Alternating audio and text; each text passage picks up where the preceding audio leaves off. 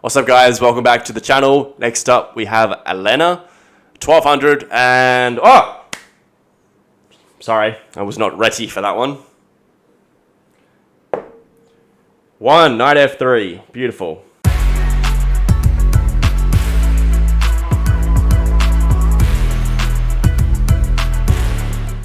Beautiful. Let's go Knight F6. Bit of symmetry. Funny thing about chess, when you play black, quite often you can just do the mirror image of your opponent's moves, at least for a while. There's so many ways you can play this kind of pawn trade offer. You can accept it, you can defend with your C pawn or your E pawn. They are all playable. I'm gonna go C pawn.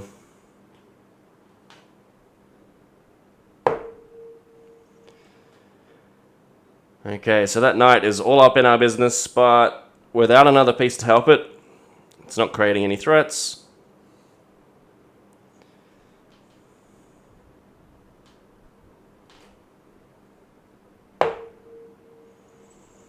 Okay, opponent is playing kind of unusually. That's just a blunder.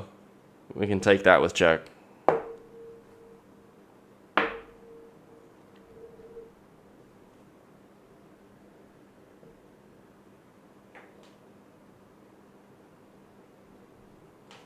Well, let's just keep doing normal developing moves. No need to do anything outrageous.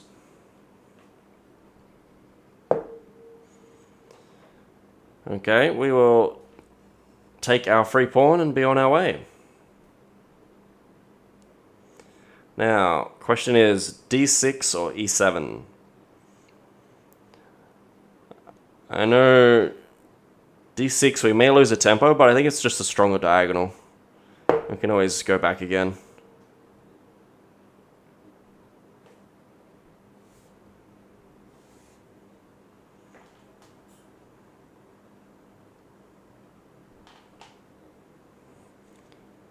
Alright, I was just about to say this is one of the better openings we've had from our bot opponent, but that's a weird undeveloping move. Alright, let's just get the other knight involved. And at some point, what we want to do is we want to make a break in the center with E5. And, I mean, we can do that straight away. I was thinking maybe bring the rook across first, which is also fine, but this works. Alright. And I think I want to hang on to the bishop pair. That is a good dark squared bishop here, so when all the trades are done, we will attack their rook. We won't win it unless they blunder. They can get out of it, but I think keeping the bishop pair, especially that very strong dark squared bishop, is the right choice. Oh my gosh. Okay, they could have gone knight c3 or bishop c3 there, but I will oblige.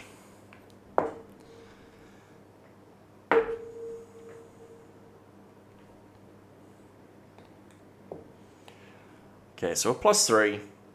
It's not massive, but that coupled with our superior position definitely has us pretty comfortable here.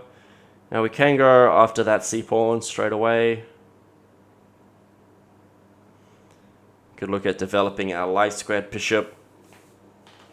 I think let's hit the pawn because it's a pretty easy target for now. That's a horrible move from white. Somewhere in the distance, Ben Feingold screams.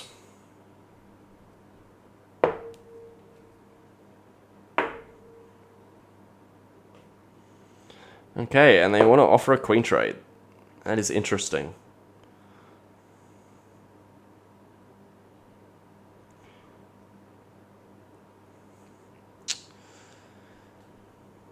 I mean, there's certainly nothing wrong if you just want to simplify things and take your material advantage. But I think I'm just going to hang on to it because I think our queen is going to help us with our attacking options here.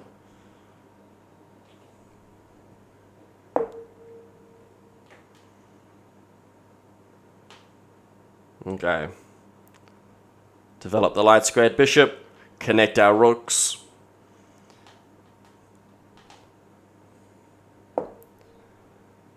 And now I think we're just about ready to pawn storm, since they've got a very weakened king here.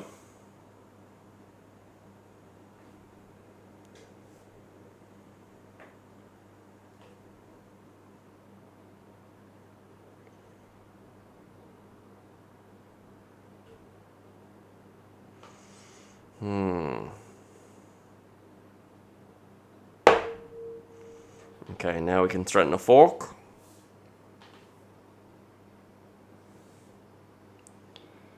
And again, you can just accept the queen trade. But I'm going to continue attacking. Keep pushing these pawns. And at some point, this bot, I guarantee, is going to blunder.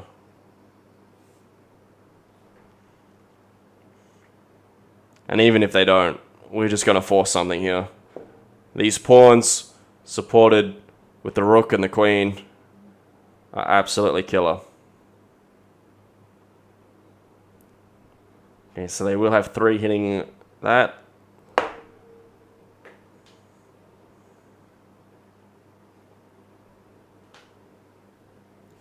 Okay, about time they strike back in the center. I think it's too little too late. We have the majority on this attack. We'll take.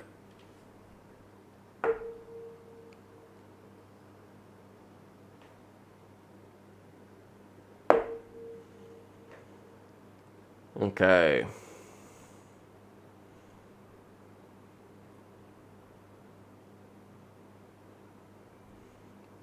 Yeah, might as well just take again, I think.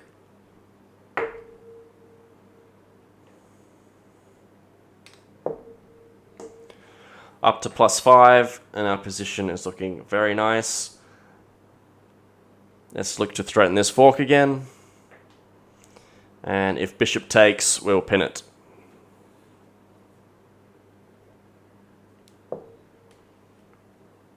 Okay.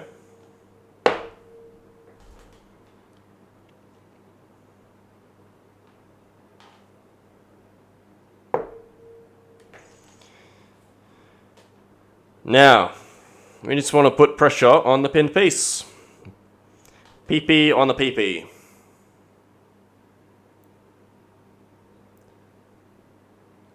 Which simultaneously defends against F7, their little attack. Okay, and we can take. Nice and simple. Do take note of the X-ray the rook has created on our queen. Their bishop cannot move with check, which is the most important thing. It can still move with a threat, possibly, but I don't see anything to be too worried about. We'll take with check.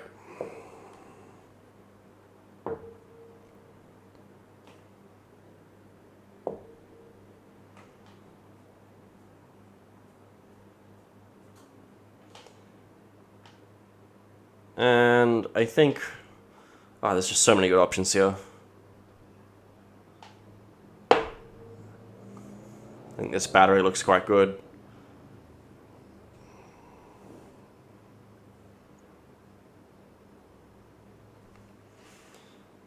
And we get some sort of an Alechine's gun. The rook, queen, rook battery. Very strong. Alright, and our opponent is just collapsing here.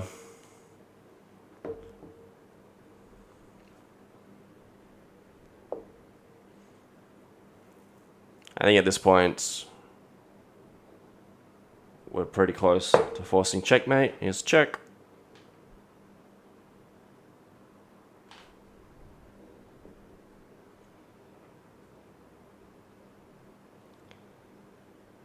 Let's just force the trades.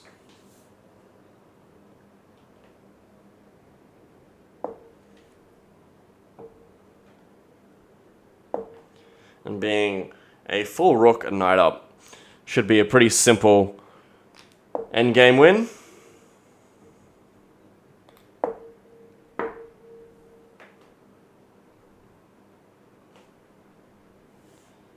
Okay, we can fork, pick up the pawn.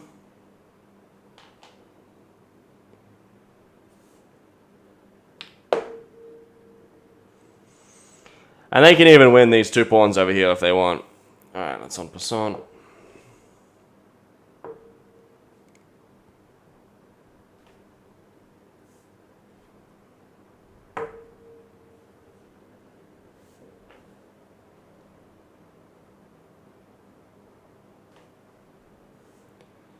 Take.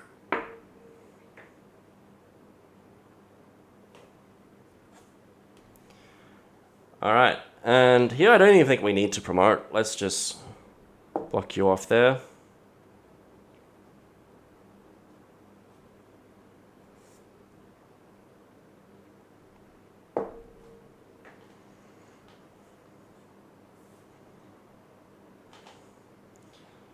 Okay, and I mean obviously probably just getting the queen is the easy way, but let's be fancy, let's bring the king.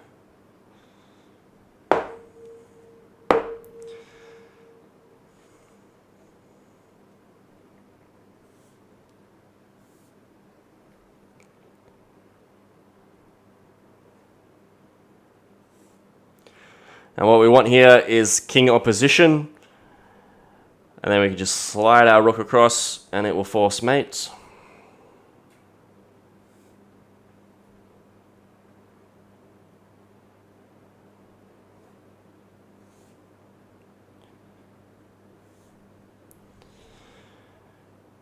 Pretty simple. And now all you need to do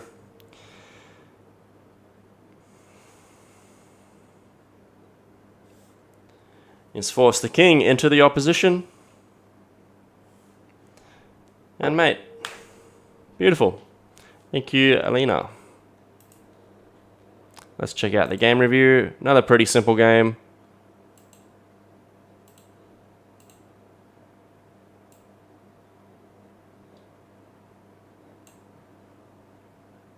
Okay, 89.2 and play like a 1900.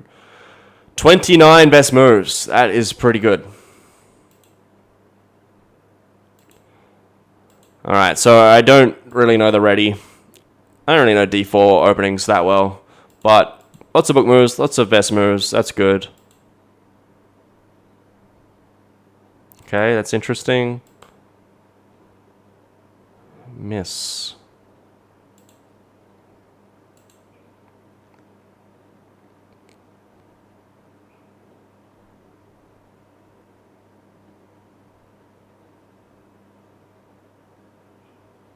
I don't really understand that, but whatever.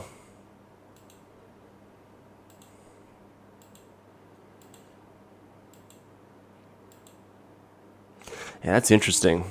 See how just one bad move that doesn't even give away a piece, it just kind of wastes tempo and worsens your control of the center. It goes from negative 1.6 to negative 3.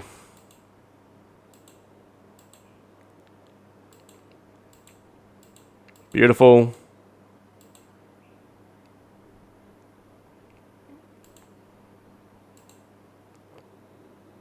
Okay, so they could have done that.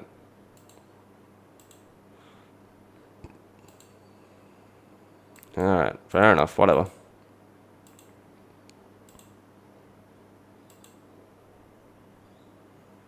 Best move. There you go. I guess it stops our knight getting to that awesome e4 square. Did like the trade. Fair. Alright, and our queenside play here was just awesome. This is exactly what you want. Just push the pawns. Create the tactics. Win the pieces. What a dominant position. Okay, so we had mate 5. I had a feeling.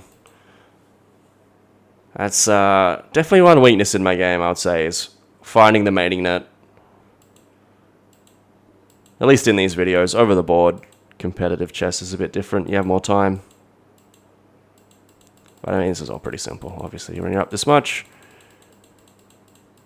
All right, GG's. Next video, we are going to have the white pieces against another 1200, Wilson. Okay, thanks for tuning in. See you then.